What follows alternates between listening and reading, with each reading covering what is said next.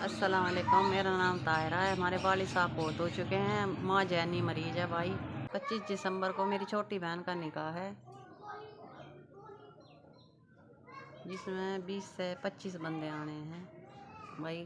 रोटी का 20 से 25 बंदे आने हैं। रोटी का भाई कोई इंतज़ाम नहीं है। बहुत से लोगों से भी मांगा लेकिन कोई इंतज़ाम नहीं हो रहा। के सिवा भाई हमारा कोई आसरा नहीं है। ज्यों ज्यों ये तारीख नज़दीक आ रही है, 25 बंदों का कोई इंतज़ाम नहीं है।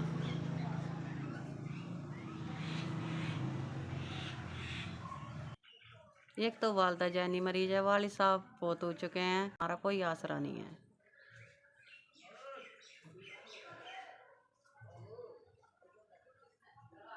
सिवा आपको क्या दे सके, अल्लाह तुम्हें सेहत दे।